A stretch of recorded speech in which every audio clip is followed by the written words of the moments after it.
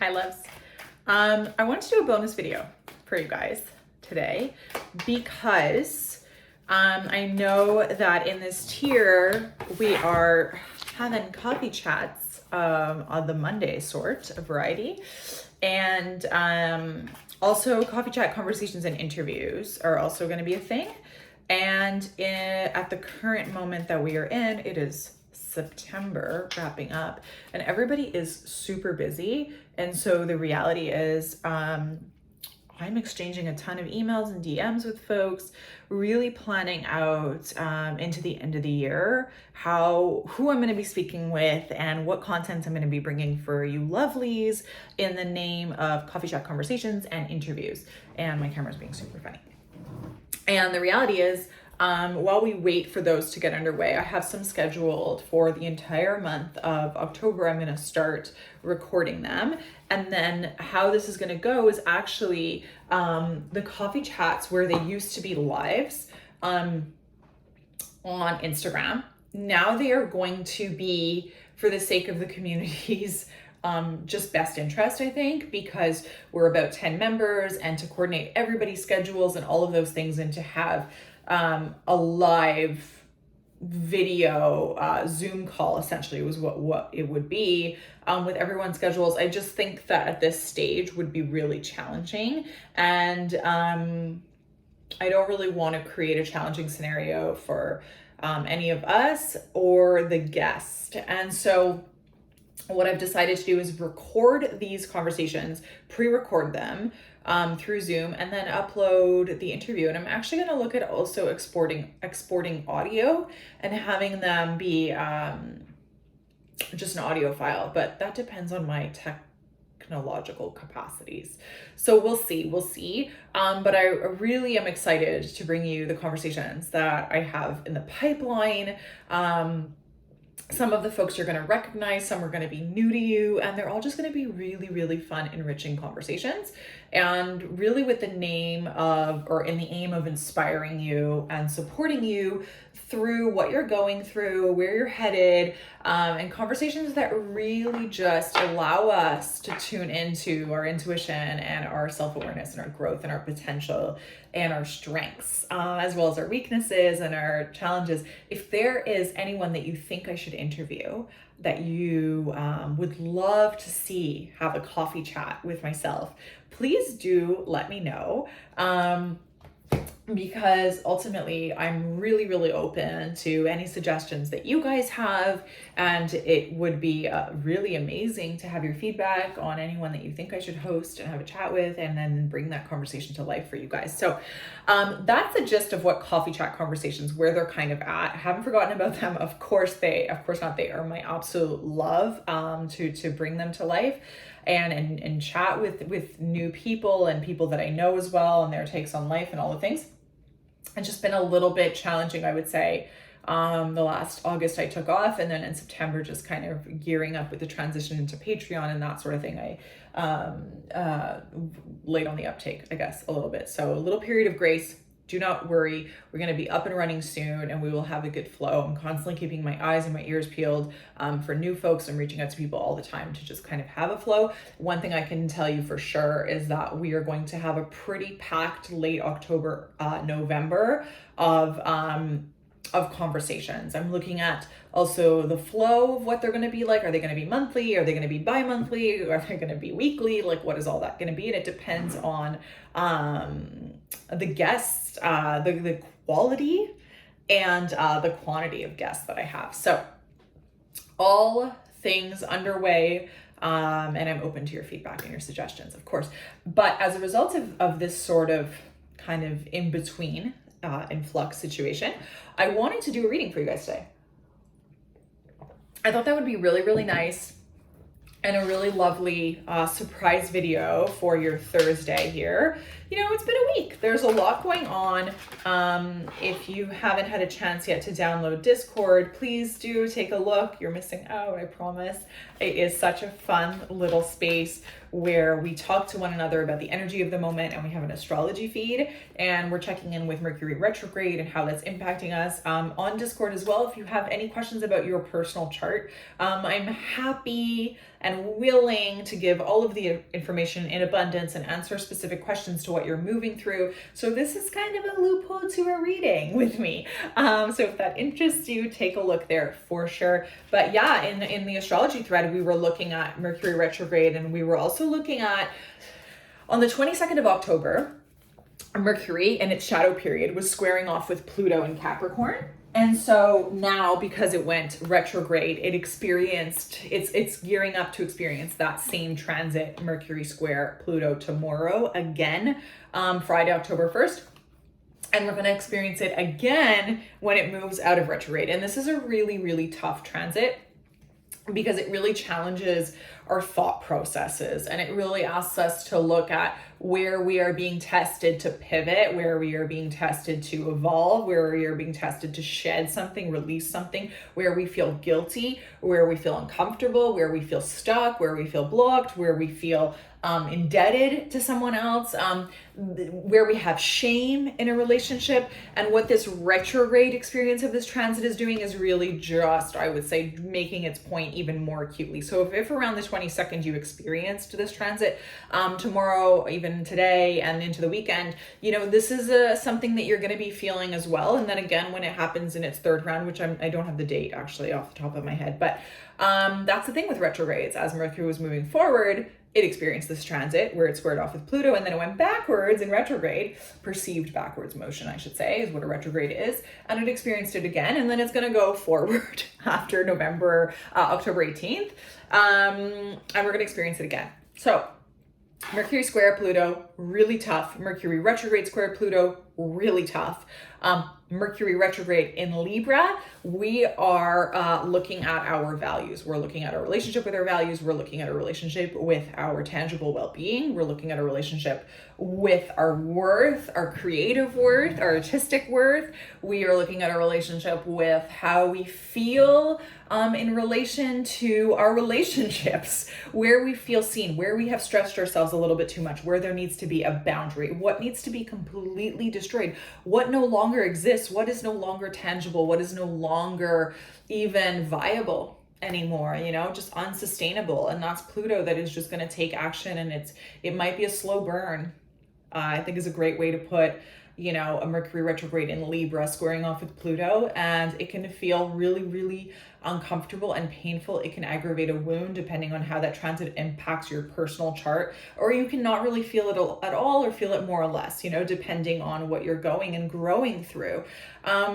And so with all of this tough energy and with this collective trauma that we are all experiencing, where it's really become this conversation lately between the non-vaccinated and the vaccinated. And, in this age of, as I educate myself more and more, of misinformation and what I recently learned about being disinformation, which is essentially the negation of actual information, quantifying it as non-viable or just not an option.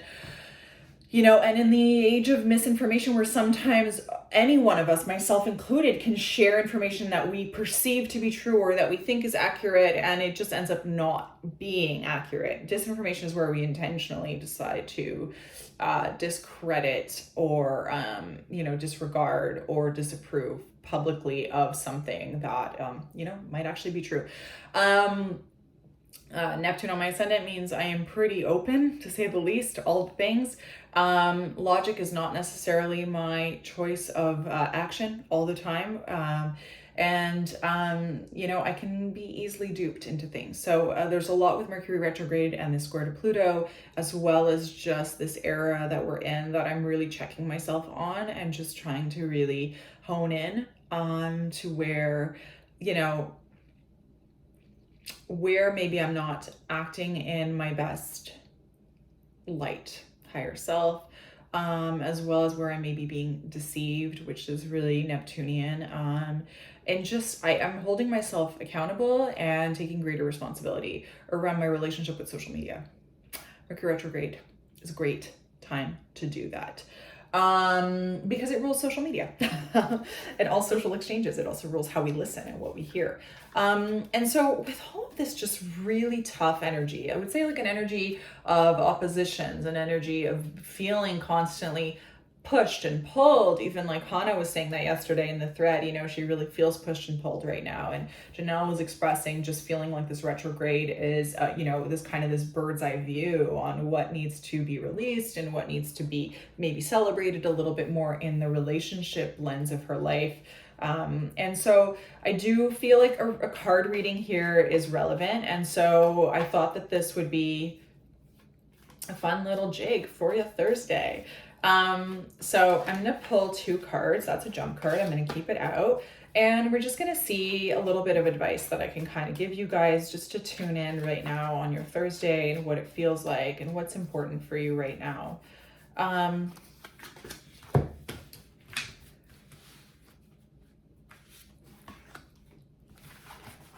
we go. And then I'm also going to pull an oracle card from this beautiful deck that I adore so much. Oracle cards are a fantastic way to practice our intuition and really just tune into the messages of the universe for us. Learn to trust, really learn to trust. So right now we are experiencing a little bit of energy between our sun. So I pulled this from the astrology deck. The sun is our essence, and this is where we feel the most called to shine and show up in our truth and show up exactly as we are. And actually this card was reversed. Reversals are another layer of information. They share for us where we feel maybe disconnected, where it's maybe a little bit of our shadow, where we are removed, where we can't really see clearly. And in all of that, maybe a little bit of fear and resistance around accepting what needs to be accepted. So how is your identity shifting is what's coming to me through this week's energy. What does your identity look like? And where do you feel uncomfortable around that identity shift? Where do you feel uncomfortable around who you are, what you embody, what is meaningful to you? Where do you feel challenged around your person?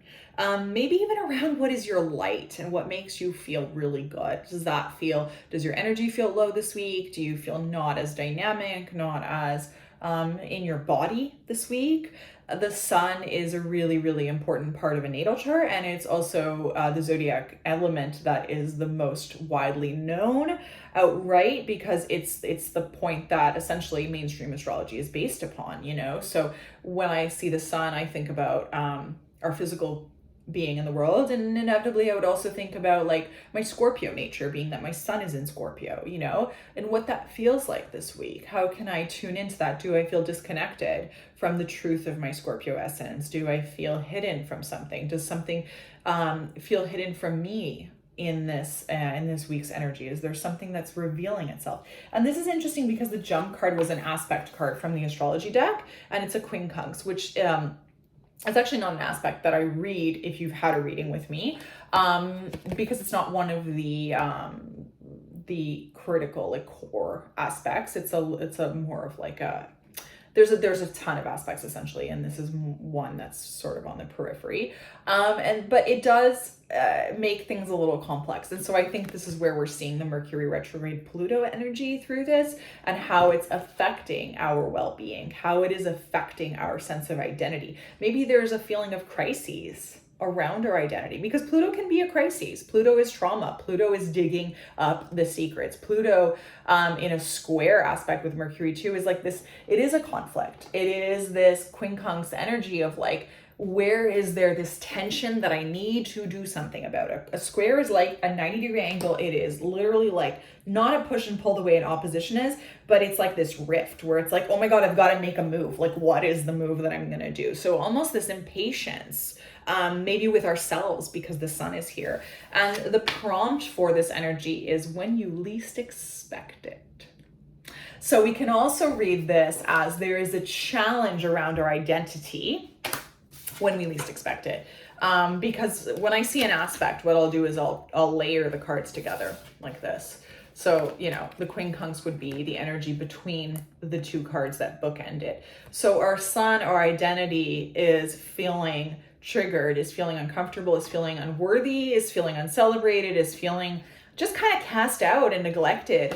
And this is our physical experience. This is our physical well-being. This is our physical harmony. This is our warmth, our exuberance, the way we shine, the way we feel free to shine. This is our courage, and it's our loving nature, and it's our desire to have fun with life. It's our desire to be at one with life. It's our desire to play with life. It's the sun is energizing. So in a reversal, we definitely see how it's a little bit amiss, a little askew this week. So what is coming up for you this week that feels really destabilizing for your natural level of joy, happiness, creativity, energy? That is kind of paramount. What is triggering for you, and where have things maybe come out of left field when you least expect it, but also where can you look for pivotal moments when you least expect it? Where can you open yourself up? I feel called to suggest that will reinvigorate and re-inspire and re-energize your sun's energy this week. So you can choose to look at the sun in a reversal in its own right. You can choose to look at quincunx, this card of complexity and challenge, this card of, it says irritating, puzzles, mystifies. Yes, such a Pluto energy. Like something doesn't feel totally clear. Something doesn't feel totally right. And it's like when you least expect it. And I think that's also the Mercury retrograde thing, because stuff can kind of happen when you least expect it in Mercury retrograde, And you can choose to also just look at this card in and of its own self, right? Like what has happened when you least expected it, for better or worse, for worse or better this week. So this, I'm going to leave you with this beautiful, short but sweet, hopefully, informative and insightful and intuitive, I should say, reading for you on your beautiful Thursday. If you have any questions at all, please do not hesitate. Let's share what we're going through, what we're growing through, what our thoughts are, how they're shifting this week, how they're impacting us this week. Pluto sometimes in a square aspect can feel a little bit overwhelming too. It can feel like we're in this hole and there's really no end in sight. It can feel a little bit like that. And our thoughts in a retrograde, I think as well, can just feel really murky and really slowed down, and it can feel really desperate and desolate. And I can tell you that, for those of you who watch the stories that I posted on Instagram, even on the close friends group that I have, for those who are patrons, Monday was a tough day, like when Mercury stationed direct. I really felt it. Like I was in a funk.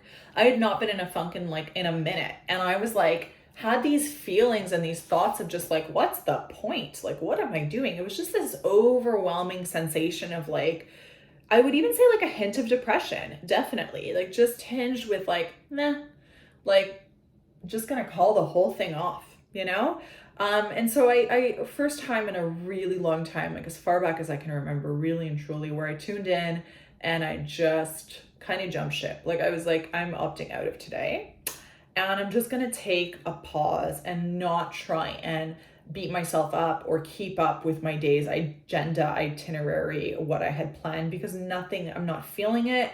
I am feeling really low. I'm feeling hardly any energy.